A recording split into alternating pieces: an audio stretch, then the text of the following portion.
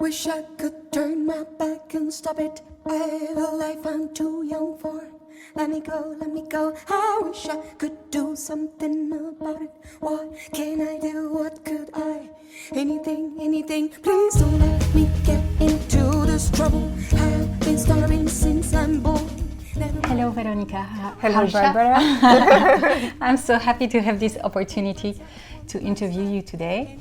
And so as I told you, I'm not a journalist. I'm just going to ask you some questions, and you can really feel free to explore more one subject or the other one. So I will have to. All right. I have many questions, but you really feel free to answer or not answer, Okay. as you want to do. So can you introduce yourself in a few words? I'm a singer to whom being spontaneous and improvising is important. Okay. So on purpose I didn't introduce myself as a jazz singer. I studied as a jazz singer, but I like to say that for me improvisation and spontaneity on stage is important, but not necessarily the traditional jazz that comes from America. Okay, very interesting. But do you think you belong to a certain style of jazz, a kind of music, or how would you describe the music you are involved in? It's very difficult. I think for most artists it's very difficult to categorize themselves.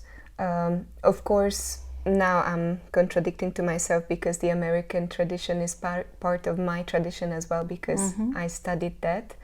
But in the meantime, I always listened to music other than jazz. So I always liked to listen to some alternative psychedelic rock music and some trip hop. And recently I listened to a lot of classical music, and I even like some genres in electronic music. So I have various influences.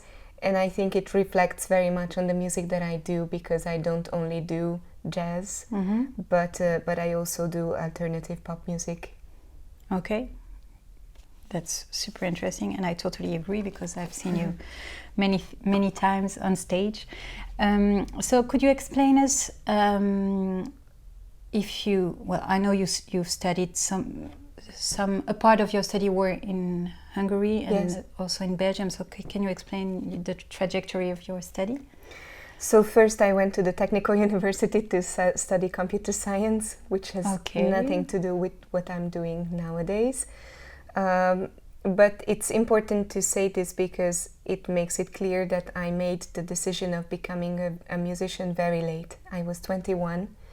Of course, I went to the music school since I was 7 years old to go to piano class once every week.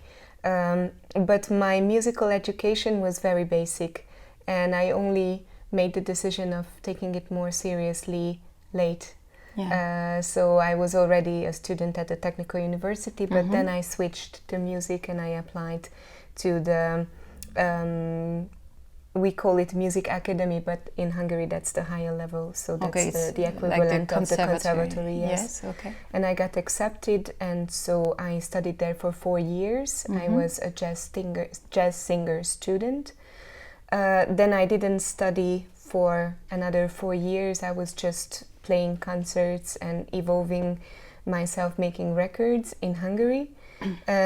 But then when I was 30, I decided that I wanted to study some more, partly because I started so late and I had the feeling that I needed to evolve technically, and partly because until then I only lived in Hungary, and I wanted to see a little bit of Western Europe as well, because I know how much interesting music is created here, so I wanted to take a closer look.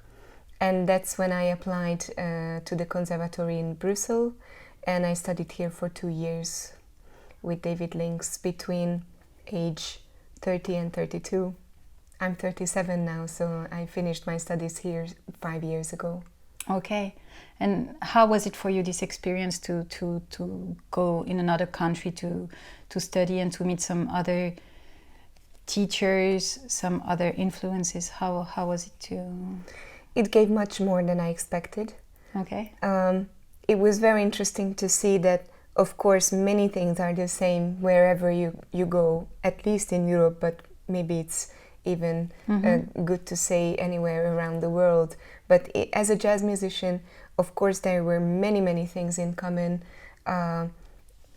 In a musical sense, in stylistic sense, there were some artists which are influential in Hungary as well, and who are influential in Belgium as well. But there were, of course, many new artists that I got to discover, not only from the Belgian scene, but also from the American scene. There were some names who, for some reason, didn't really make it in Hungary, and they became important in Belgium. So I got to know new music and new names. And the Belgian scene itself is very rich. And it was a real pleasure to discover that a little bit. That's great. And do you think this fact that you came here is was how you say determining the singer that you are today? Absolutely. Yeah. Yes, absolutely. Due to my studies, but also due to all the music that surrounded me while I was here. Also, if you study elsewhere, it can influence you how disciplined the people are there, or not disciplined. Yes. Yeah. And here, my feeling was that the level was very high. Okay. I think now the level is level in. I'm talking about the level of education, so not about the level of of course, of musicality, but the level of education. It's growing in Hungary now, mainly because more and more people go abroad and bring something back, and the expectation of the students is also growing. But here I noticed that somehow the life at the conservatory was richer than back in Hungary. I think maybe because I met more active musicians among the teachers here. I don't want to blame my school in Hungary at all. Yes. But here it was very typical that among the teachers there were many active musicians. And I think that's very stimulating, because you see what you are aiming to do. You see it from more close. From close. That's interesting. And do you teach yourself? I'm not teaching because I'm on tour a lot and I live a very hectic life. Yeah, and it would be. I don't think I could take responsibility for students now, but I like to give workshops very much. Yeah. I do that regularly. There's a festival every summer where I give a workshop every day, and that's something that I appreciate very, very much. Every year when that festival is over and people ask me, oh, what did you like the most, which concert or whatever, I always say the workshops, because that's a time to connect with people in a different way than I usually do from stage. It's a much closer connection, of course, because all the people who are involved are actively involved and not just passively. So back to the point, I think the fact that I came to study for 2 years in Belgium deeply influenced the singer that I am today, both because I met teachers who became important, and both because I met students who became important. Some of the teachers were, of course, my vocal teacher David Links was an important influence, and he gave me some really, really practical and really good technical advice. And he kind of cleared my voice from unnecessary tricks, which I didn't need. And thanks to him, I learned to sing without them. I learned how to choose exactly. Yes. It became a decision and not a necessity to use some vocal effects or tricks like a big vibrato or air or anything like that. And apart from him, I was very lucky because I had other teachers who influenced me a lot. I had composition classes with Diderik Wissels, who was a great influence also. And I also have to mention Christa Fort, who gave free improvisation classes. And that was one of the classes which I really didn't expect to have a big impact on me, you know. I thought, okay, that's going to be a nice 1.5 hours. We just go in, I sing whatever I want to sing because it's free. And in the end, that was one of the biggest influences because I understood that when you improvise freely, when it's not free jazz, but it's free improvisation, when you are free to produce any sound, then you take all the technical details off, away, but the musicality stays there. So it's the naked musicality which is there, so you can develop that independently of all the frustration and the issues of the technical details, and that helped me enormously. And I think I feel that influence in any project that I do today, even when it's pop music. Wow. Okay. And about the influences that you were talking about, who would be the main singers or instrumentalists that really have an impact now on your music? You mean today? So now? Well, or no, throughout in general, yes. the years?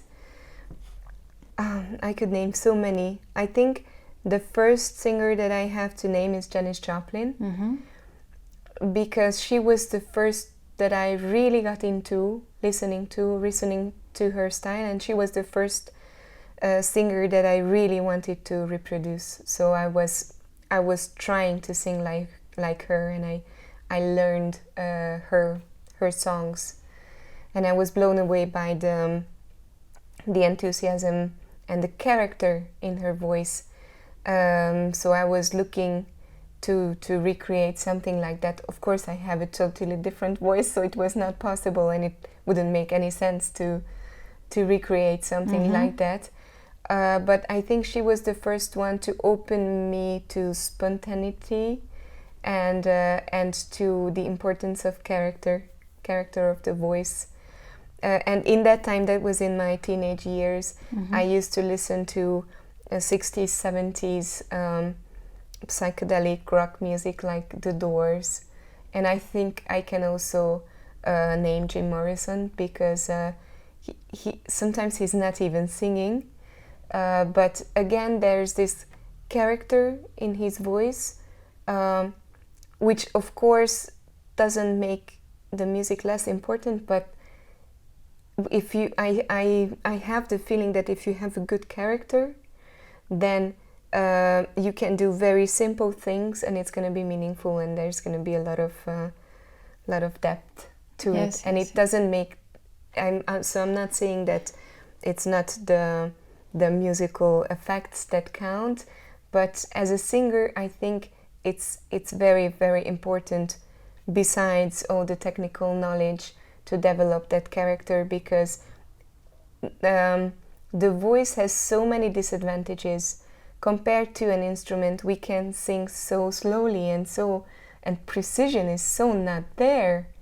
You know, sometimes it's difficult to sing a long note in pitch when you are not in a good shape.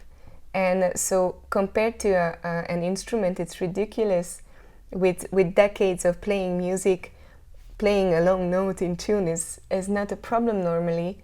And as a singer, you are so vulnerable to all the changes in your body and in temperature and in whatever, that you really have disadvantages compared to an instrument.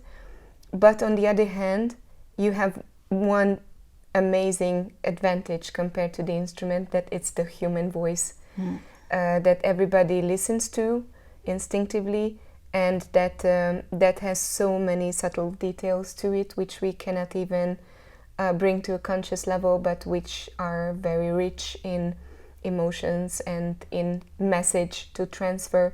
So this is why I thought, of course, I'm I'm happy to do everything for my technical development, and it's the fundamentals. So without that, you cannot do anything. But on the other hand, I always thought that it's very important to find a character that helps you transmit messages and emotions that are important to you. For me, that's the goal of music, I think. I see many musicians, especially in the beginning when they are still studying, who get lost in the technical part, which I want to emphasize is, of course, it's the basics, so you cannot do without. No, of course. But I think some musicians get stuck with them and don't realize that it's the basics only, and it's the basics that you use to put your personality on top, and to create a character in your sound. So this is why I'm naming these singers who are not jazz singers. Then from the first jazz singers that I listened to, Carmen McRae was a huge influence, Abby Lincoln also, and Betty Carter. Abby Lincoln is more or less classical, but I think Carmen McRae and Betty Carter are more in the experimental field. So maybe that's why they had among the biggest impacts on me. Of course, also Billie Holiday and Nina Simone and Ella Fitzgerald and the classics. But I think these characters who stick out a little bit always had a bigger influence on me. That must be a personal thing. I'm sure it comes from the way my parents brought me up and the way I was at school. So I'm sure that it's a very psychological thing. Oh, but that's so obvious. I mean, when we see you on stage, it's really also a mix of different styles, and with your own personality, which is like huge. You have a mix of craziness sometimes, and sometimes it's just wisdom and pureness, and just like purity is amazing, and it's so strong with what you do on stage. It's really like... Thank you very much. When you mentioned craziness, I think that was one of the things, in a good sense, which drove me to singing, because I was always a very disciplined student. I always did my homework. and I was also kind of introverted, and I didn't really have a platform to rebel. And I think that improvisation and even going crazy in a good way on stage was the platform for me to do that, to rebel and to explore things in life which I was probably not brave enough to explore in my personal life. Yeah.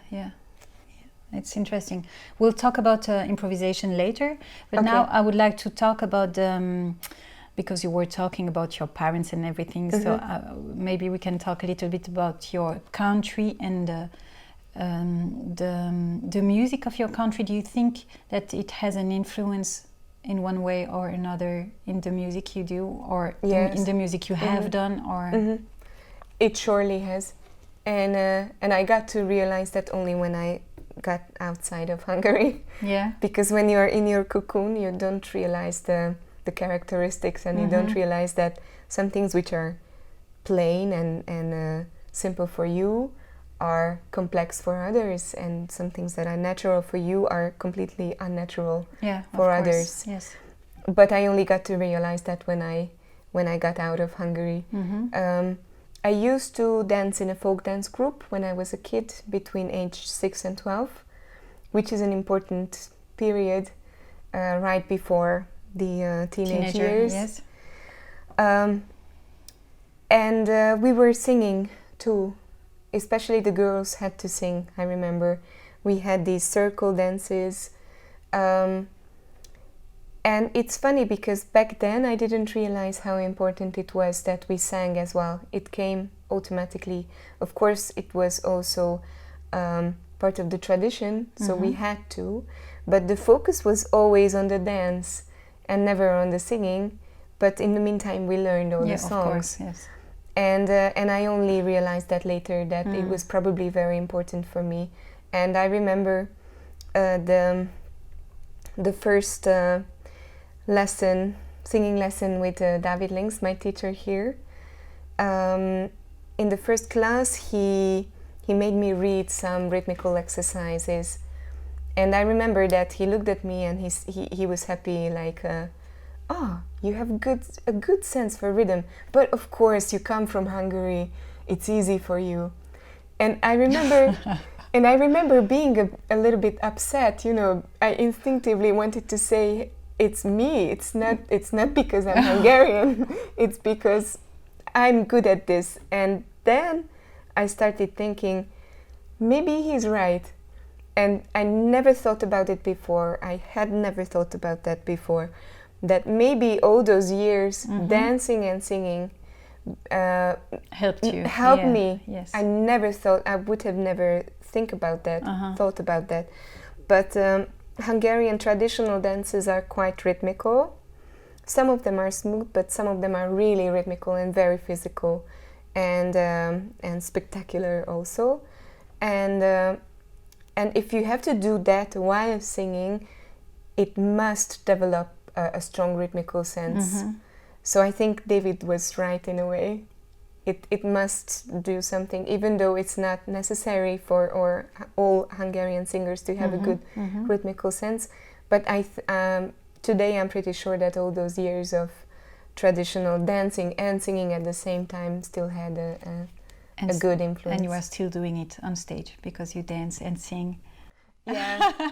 Yeah. And it's funny when people remind me that I'm dancing on stage, because I don't realize it. No, but it looks so natural, so that's great. And so you are talking about the rhythm that was that was really an influence for you.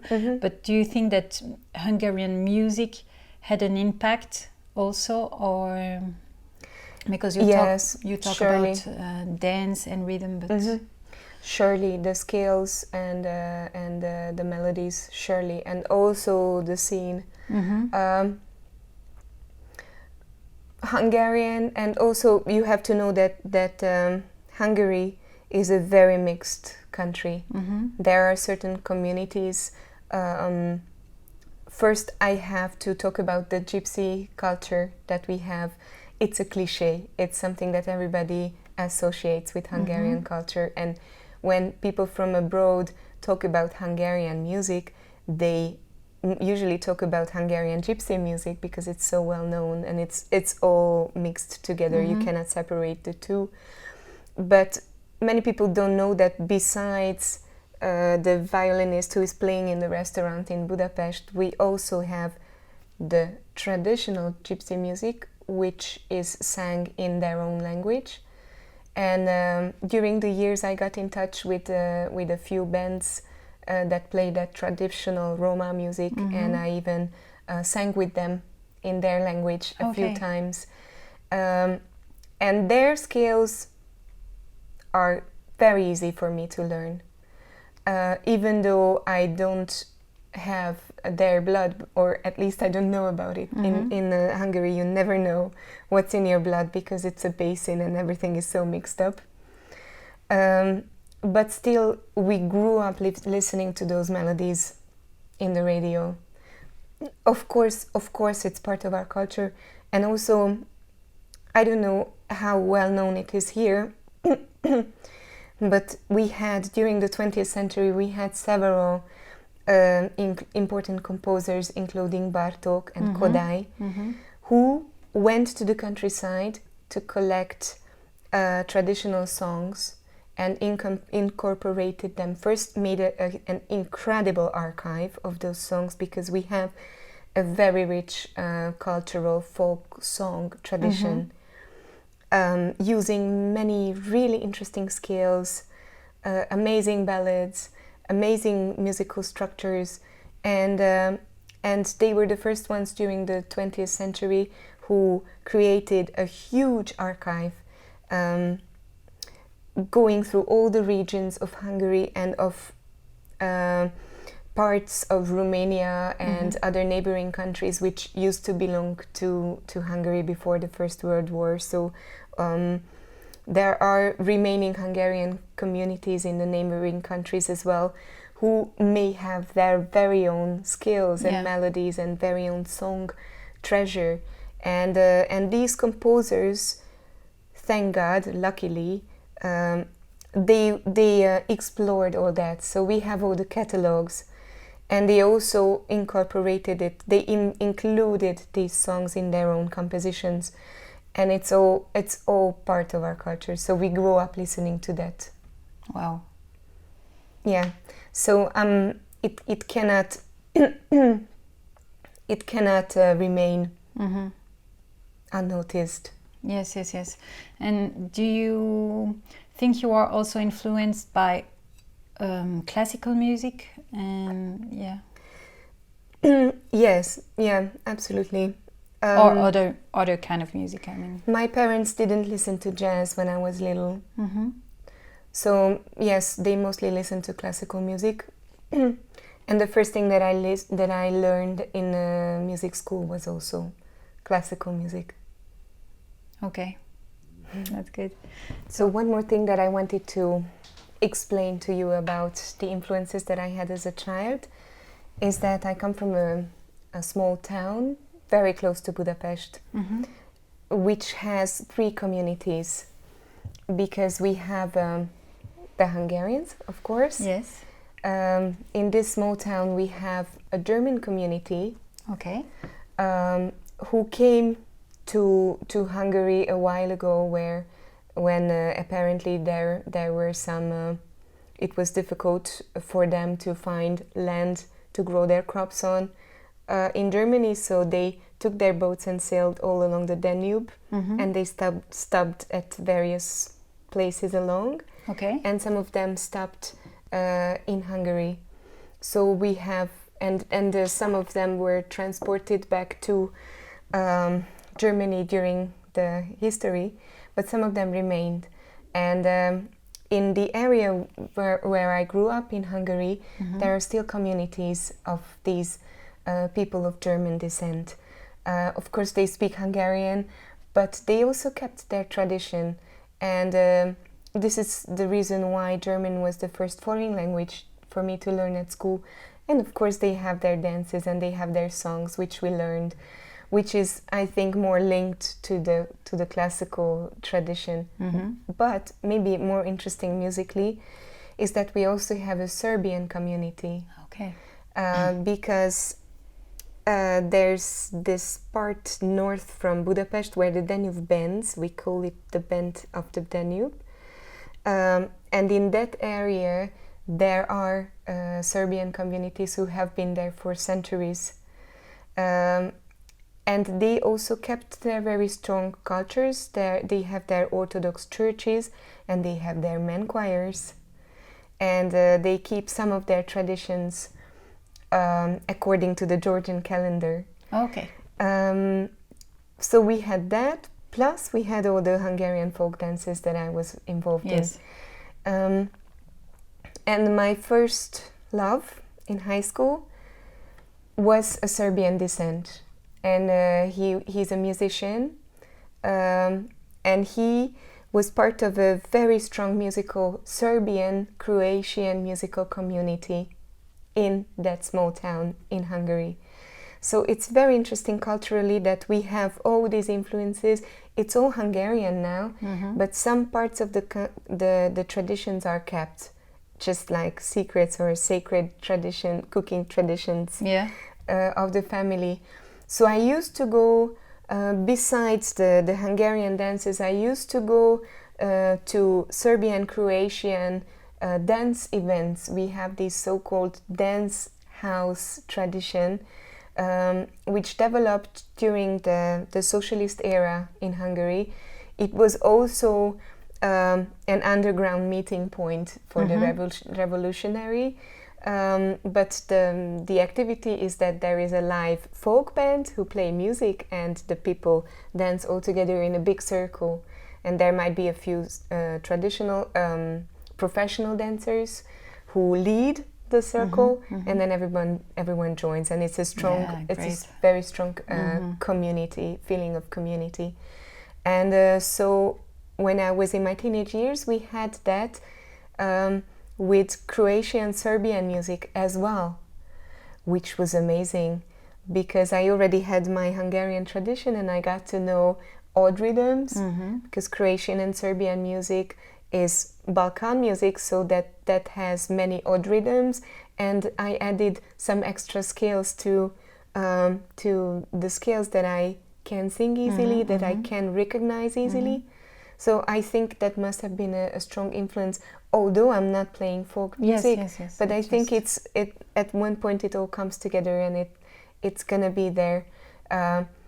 If it's gonna appear one day as a Phrygian scale to say something very simple, or an odd rhythm which is for some reason easier for me than usual, or an aptitude to sing chromatically more often, or to use semi-whole tone scale more often, it might be linked to that. Yeah, of course. I listened to it, so to my ears it's natural. It sounds natural.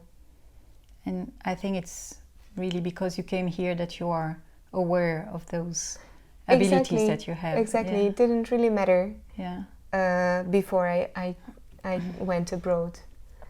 And you lived in many different cities, also in London, and I lived a short time in Berlin too, after my studies in Brussels. Then I spent a period in Paris and then in London.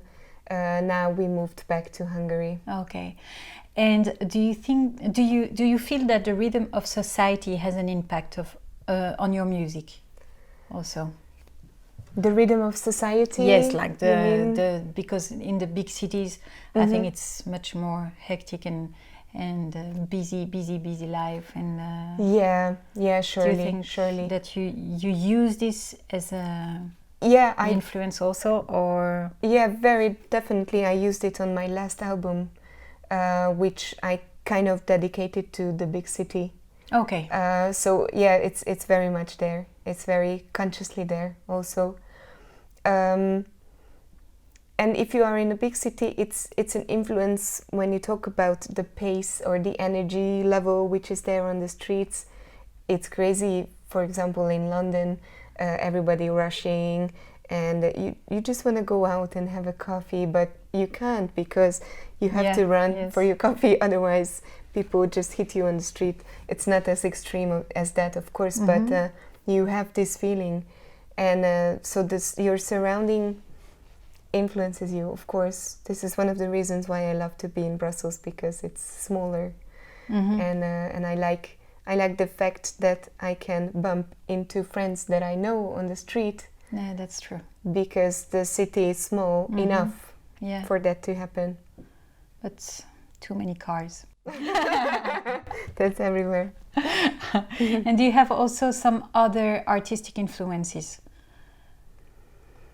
Yes, I think I could name just about anything. The books that I read. Yeah. I like dancing ever since. And I just started exploring dance improvisation with a contemporary dancer. I could name visual arts also. In London, we had a flatmate who is a painter, and he would take us on gallery tours in London. So that was a great eye-opener experience to get more involved in contemporary creative visual arts. So I could name just about anything. When I'm improvising in dance, it's a very recent thing. I just started that, but I discovered that I can use the very same tools as in music. We improvised a duo with the choreographer that I work with, and I realized that I'm using the same tools like in music, like imitation or counterpoint or dynamics or pace, rhythm. So wow, so interesting. It's I like the feeling when it just comes together, when you you start something new, but you realize that the things that you have done before can be transmitted over there too. Mm-hmm. Can you talk about the role of the melody for you in the music that you do? I mean, that's a great question. I think I see myself as someone whose strength comes more from rhythm. So, for example, when I improvise, I'm always more confident about the rhythm of the phrase that I improvise than about the melody. So I feel more uncertainty about where the melody will go. Okay, that's not so often for a singer, I must say. Yeah. Usually the singers are more concentrated on the melody, and it's very interesting that you say something different. I'm very much concentrating on the melody, but I think I have more uncertainty connected to the melody. But of course that doesn't mean that it's not important for me. It's very, very important. Yes. I just meant it connected to improvisation, or within the improvisation. Yes. Recently I'm singing a lot of classical music, and that's a fantastic experience because I get to learn. Of course, when you sing classical music, you respect the sheet music much more than in any jazz standard. In a jazz standard, it's fairly okay to immediately transform the melody or the rhythm a little bit. But in classical music, you are obliged to at least learn precisely how it's written, and that's a fantastic experience for me, because I have to look for other ways of making the melody my own.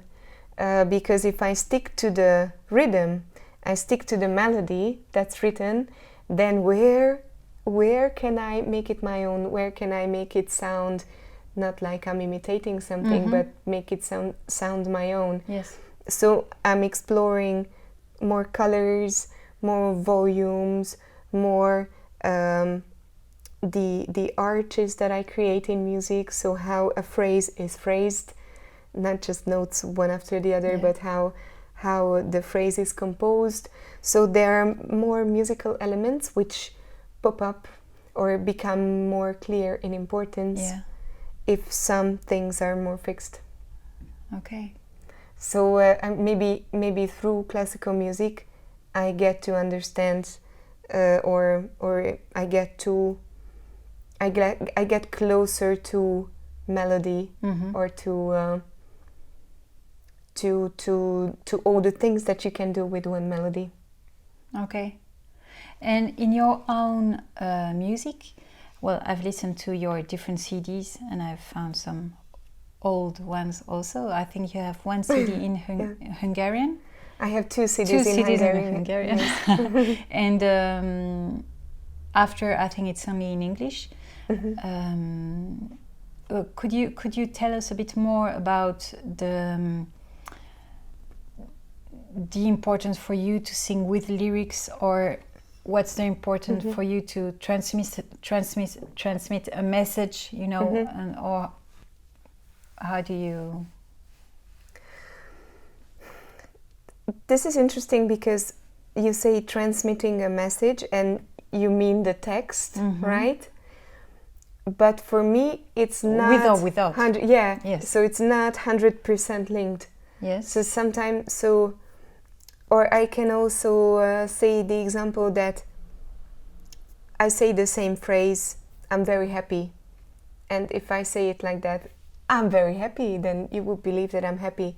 If I say it like I'm very happy, you know, I'm not an actor, but you can say it in so many different ways, and the phrase I'm very happy will have 100 different meanings and complexity. And I think singing music, so singing lyrics, is very much like that the same text can have 100 meanings according to the interpretation. And but you're right that once there are lyrics, it is very important. It's a complex question because in the countries where I sing, people don't necessarily understand. I made 2 albums in Hungarian. That's mostly for the Hungarian audience, of course. Both albums are based on Hungarian poetry, and I'm just planning to do another one just as a side project in Hungary on poems of a poet recently deceased. So it's something coming from the heart, which connects me to my mother tongue and to contemporary literature, which only that small Hungarian community understands. So I know the difference between some people understanding more or less what I sing and everybody understanding every word. And it's huge. So when I sing in everybody's mother tongue, it's a different situation. Then really, the text really comes first. Yes. So then you cannot say it's not important, or you cannot say that it's only a small part of it. Then it becomes a huge part. The lyrics, especially if I sing poems, because they are so rich in meaning that you cannot just let them linger in the air like she loves you or anything like that. But it talks to you. You have to think about the meaning, and I think they are just different ways of performance, different ways of interpretation. I like it too when I sing in everybody in the audience's mother tongue, because then I can play more with the lyrics, then I can focus more on certain words, and people will come to me after the concert and they will say, oh, I liked the message of that song. But I'm also okay with the situation when I know that not everybody will understand the words. When we play in Hungary, of course in Budapest the situation is good, but in the countryside sometimes people don't speak English so well. So then we talk more in between the songs, and sometimes I tell stories connected to the songs and how they were born and what influenced them, and that kind of gives the clue to the audience. And I don't think the music has less impact if the people don't understand the text. I think they figure out something, and I think they figure out what it means to them. And it might be completely different than what it means to me, but I think music is at least in what I do, music is the main channel, not the text. So music transmits the message, and the text helps to make it more personal. Even if it's not the same lyrical meaning than what I had in mind. This is my impression. Okay, that's interesting. And in your repertoire, you have many different songs. What would be the song that you like the more, or that you really feel that is really like, this is my song from all your repertoire? I don't think I can tell you one. No? No. It's always shifting, and it's a very dynamic thing. I'm not the singer that I was 4 years ago, and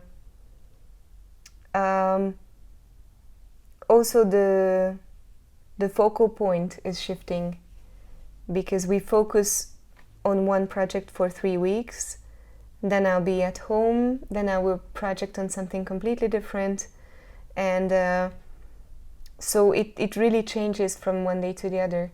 We were in the studio the day before yesterday, and we recorded a new tune, so now probably that would be the tune that matters for me the most, because it's the most recent, and I'm still very much in the feeling of the creation, or still very much in the mood of the creation of that very song. So maybe this is the moment when I understand the most what it's about during the creation, and then I'm gonna sing it next week, and I'm gonna sing it in a year, and it's gonna mean different things. Maybe it's gonna mean less because other songs will mean more at that point. So for me, it's very dynamic. It's one song, and then the next day it can be the other. That's okay. So let's talk a little bit about improvisation, because I know it's very important for you to improvise. Yes. And so you explained a little bit to us that you learned it mainly from your free improvisation class, or I learned it from many sources. So I Okay. learned, as I was a jazz student, I learned jazz improvisation. So I went through certain methods of, starting from one note, and then based on the chords or the chord changes, developing something. I used to play the saxophone for a few years, and we were also improvising with the saxophone. So that also helped. That I learned to improvise a little bit on an instrument different than the voice. Then free improvisation was a breakthrough feeling for me. I really had the feeling that I'm breaking barriers inside me. And then listening to music when I have a Debussy project, and his chords and his scales and his soundscapes are so characteristic that I'm sure it influences the melodies that come out of me afterwards. So if I sing those songs many times and then I have to improvise in a project, I'm sure it's going to be there somehow. So it's from many sources. And when you improvise, are you aware of the notes you are using, or is it only intuitive, or how do you? It's both.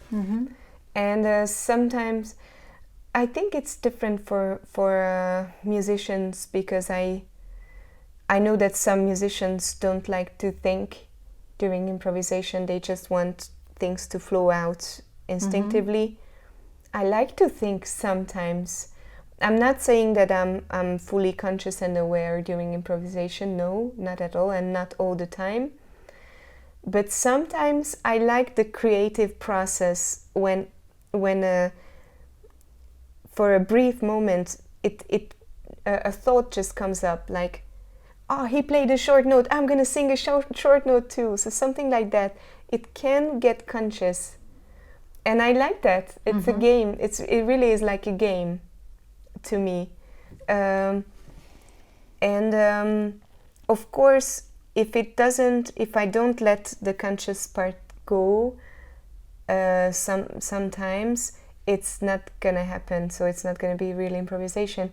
But I think for me, the way I perceive improvisation is really a mixture of conscious and unconscious, and instinctive and conscious thinking. And what is your relationship to harmony? Do you love to work on the harmony part, or is it like also a mix of intuitive and? I think that's very theoretical. So that's theoretical enough to work on. So how you? I think I should have much better ears to relate to harmony instinctively, or I would have to play a harmony instrument. So that's something to work on, and that's for me, that's something to focus on. To focus on and to take consciously. Okay, and about the sound that you are using when you improvise, do you work on them, or do you use something that you know or something that you've heard or? I have the impression that most of the ideas related to sound come during live improvisation on stage. Yes. Because when you are rehearsing, it's a different way of improvising. I think the energy that we give or the focus is different. So when we improvise in a rehearsal, it's much more conscious. Then I'm exploring, okay, this is the scale, this is the melody, there it changes, there I have to watch out because I'm going to be singing out and I don't want to, I want to express the change in the chord, so I have to be aware. So when we are rehearsing, I think it's much more conscious, and then when we are on stage, it's more instinctive. And I sort of have the feeling that the new ideas come more on stage. So the new ideas regarding melodic development or a sound or a new effect, a new color, a new rhythmical phrasing, I think for me that comes much more easily on stage. The off-stage repetition and practicing is more for the basics, the basic knowledge, which gives ground to the spontaneous ideas on stage. And you also work a lot with some effects and some loop and everything? So Not a lot. I use them, but only occasionally. Okay. Because I saw just some videos of you with the loop station. And also on stage, sometimes you use the effects. I like to use them, especially in certain projects. But in some projects, I don't use them at all. And I think I'm more interested in the natural sound, in the natural effects, because there's so much to explore just naturally. Of course, it's a great tool to use electronics sometimes, but I'm not going very deep into that. Okay. And I know you compose music. Yes. Do you have a process of composing, or you just sit at the piano, or just sit at the table and ideas are coming? It really, really changes. I sit at the piano, so I need an instrument for composition. I know that some people can just compose in their minds. I wonder how they do that. But for me, I need an instrument, so I usually sit at the piano. And there are various processes that I've tried, and with one song, one process works, and with another song, it might be a completely different process that brings things forward. So sometimes again, I use very conscious tricks that you learn when you are visiting composition classes. You learn certain techniques, certain tricks, and you can always try them when you are stuck. There are some lucky moments when I don't need to think about tricks, and I just hear the chord where I want to go, and then I search what it is. And sometimes good ideas come from making mistakes. So I'm playing the same thing again and again, and I make a mistake and I like it. So so then I look, oh, what was that? Okay, I can go there too. Sometimes there's lyrics first, and then I think nowadays I find it more difficult, but that's also a way that there are lyrics, and if it has a strong atmosphere, that can bring up some musical motifs. Okay. And also it has to, since I usually sing with lyrics, it has to come together with the lyrics. So it can be a process of music first, then lyrics, but then the lyrics can have an influence back to the music, so I might change a few things and vice versa. Okay. Interesting also. And I know you have this strong musical relationship with the guitar player Balint Say it Diamant. again. Diamant. Thank you. And so I've seen you on stage in duo. Also now you have this quartet with Nick Thijs and Antoine Pierre.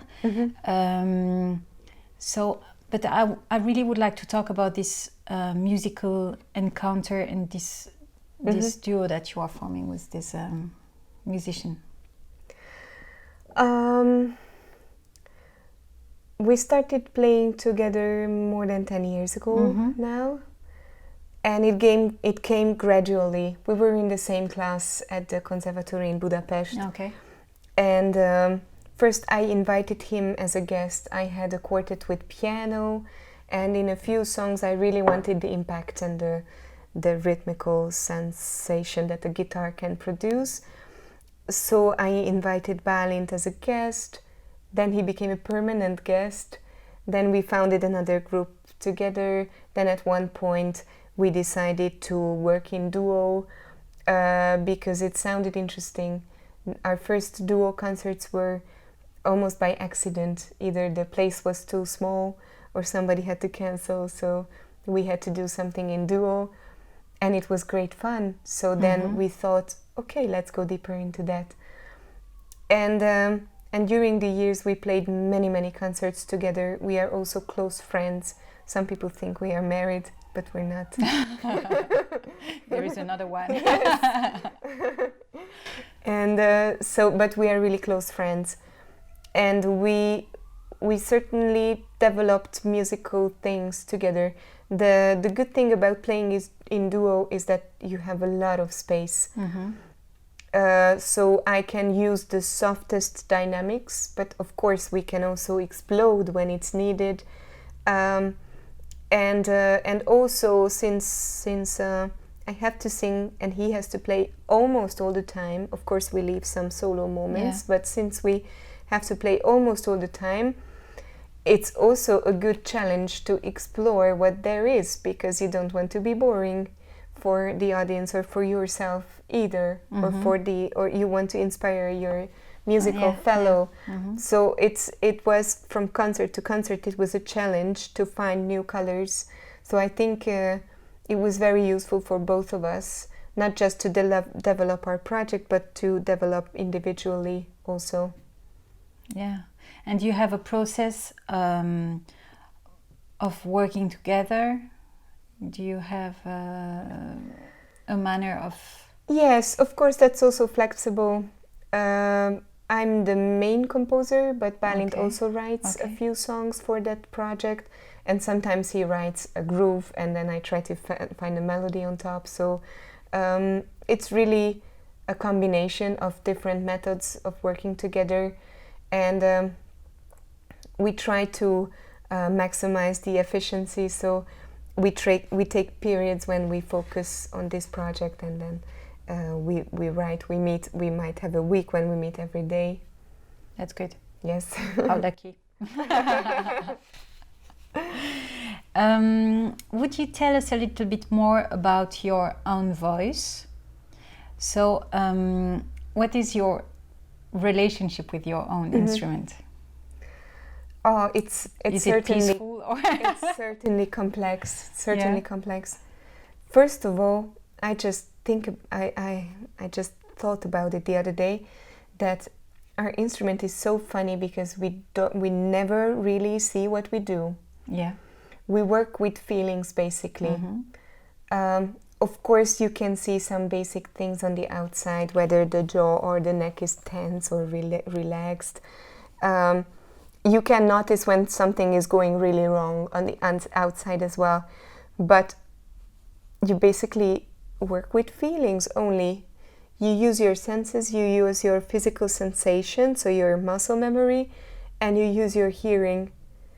And basically that's it. And there's nothing really visual on the outside.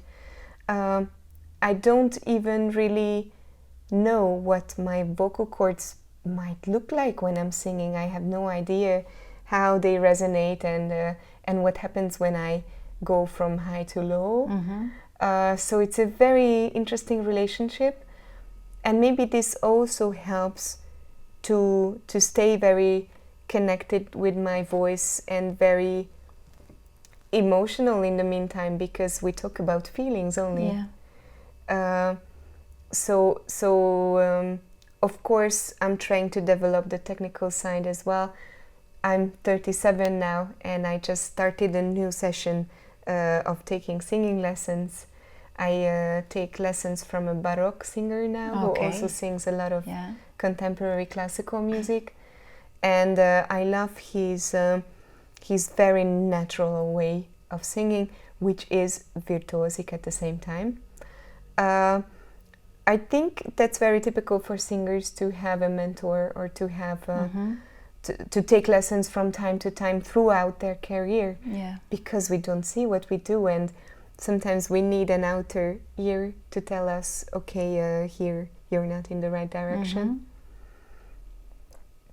Of course, our voice is also a very honest thing. Everything that happens in our minds and in our bodies is reflected on the voice. We are women, so the first thing is our hormonal system, which is in constant changing mode. That has to be taken into consideration as well when we talk about the voice, because it influences its warmth or makes it more husky sometimes. So it really influences the timbre, the color. Then the mood, the emotional mood. You can play an instrument, of course it's going to be reflected on your solo or in your improvisation, but I think you can play a melody more or less the same if you have a different state of mind, but it's going to reflect on the voice immediately. So it's a very honest thing, which is great. I like to show people many things through my voice. It's not a problem for me to even to cry on stage when it comes to that. I'm not crying very often, but it happened to me, and it also happened to me that I was laughing so hard on stage that I couldn't sing the song. So many things can happen which immediately reflect on the voice, and I like that, because I like natural behavior, and I like natural communication, and I don't like the walls that are necessary to protect ourselves, but which we constantly build in society and in communication. And maybe one thing why I like music so much is because I cannot build walls there. Maybe some people can decode it better than others, but it will all be there in my voice. So yeah, I think I have a happy relationship with my instrument. At least I appreciate it. I appreciate it very much. Yeah, partly also because I didn't always have a very friendly voice. Friendly meaning friendly to me.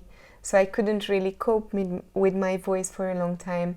I wanted to sing already in my teenage years, but I'm not kidding. I think I had a fifth of a range. So my voice was... No, this is not possible. No. It was probably there, but I couldn't get it out. Wow.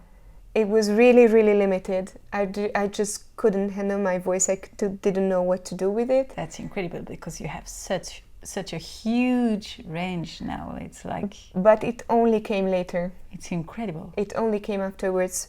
I think that's also due to the folk singing, because in folk singing we use this very efficient, very straightforward, straight voice, but that has limits. And that gave me limits, which I had to break through during the years, but it took me years to explore that I can use completely different methods of singing, and then go octaves higher, and even go deeper. Low. Yeah. So or lower. So it didn't come naturally from the beginning on. But now I have a very good relationship with my voice. I like that it's playful. I kind of appreciated that it changes, and I learned to respect it, that it's not going to be the same from one day to the other. Things that are so easy today will be very difficult tomorrow, and I'm not even going to be able to figure out why. And do you feel a change coming through the years and with the age also? Yeah, maybe? yeah, totally, yes. Yeah, due to all the influences. Yeah. So it's technical also. Coming to study in Brussels brought a big change too, because my teacher David Links forced me to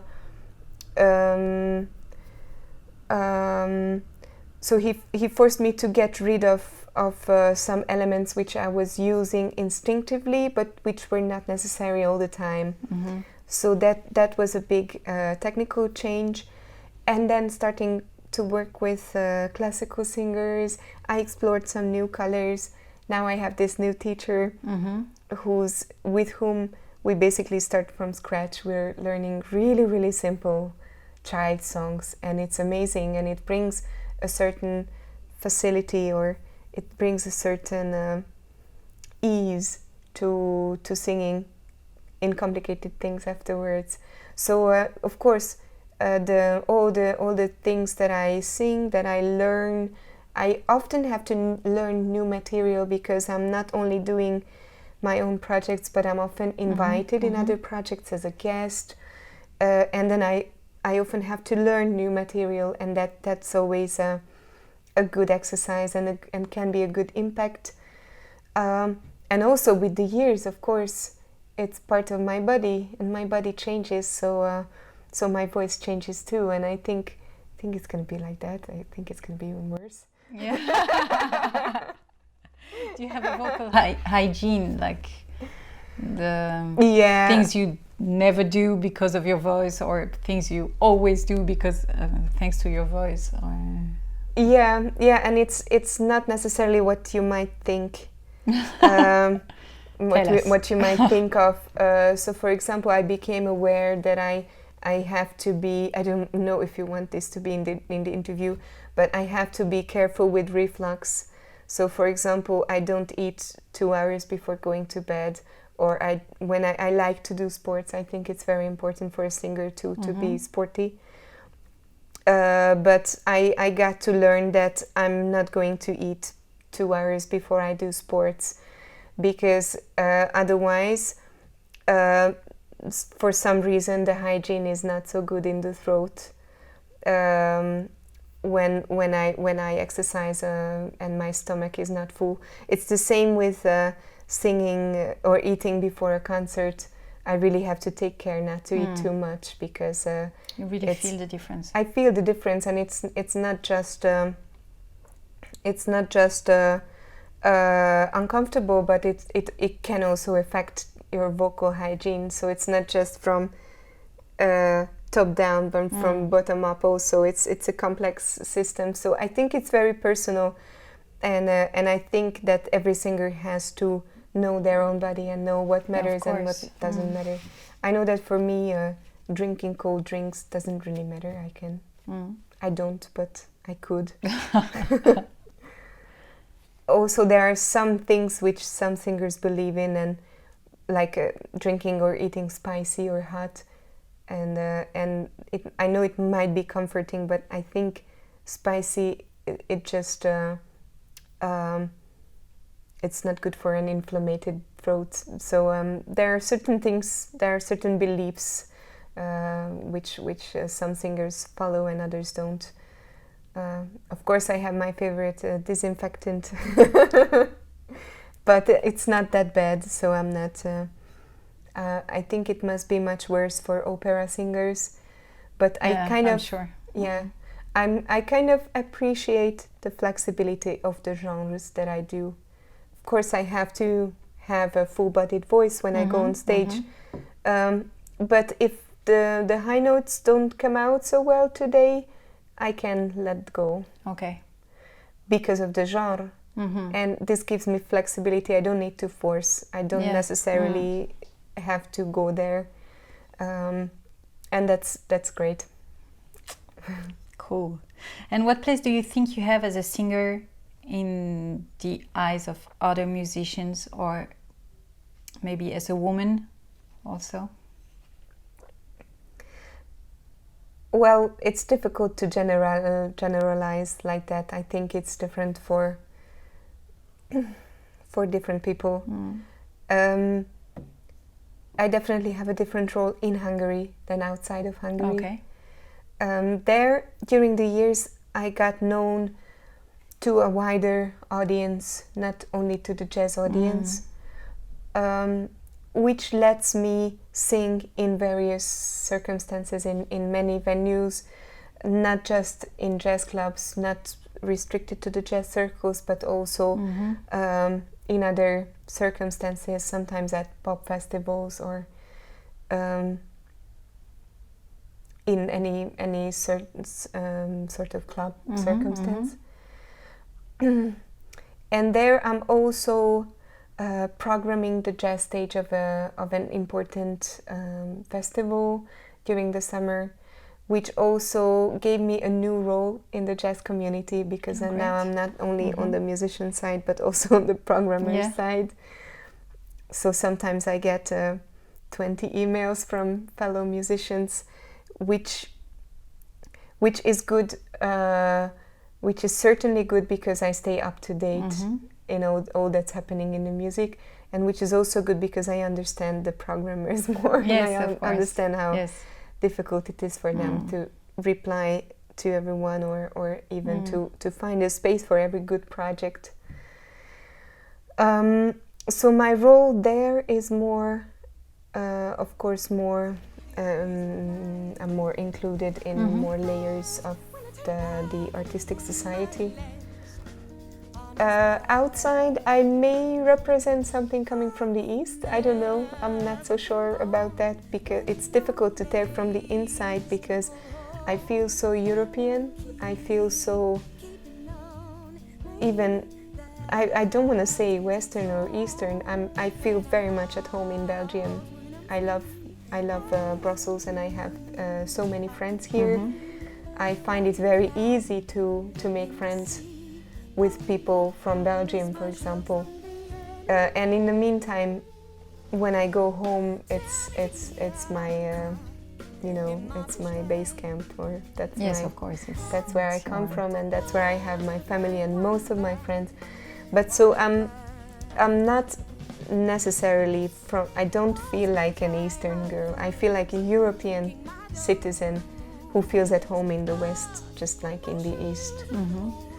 But when an audience comes to see me in the West, I might represent something from the East to them, but maybe that's easier for the audience to tell. I think that was a beautiful end to this interview. Maybe that's 'cause I'm strong. When I'm out, when I'm free, I have dreams. I could be like a clown in the sea, but my home is my shield from the enemy.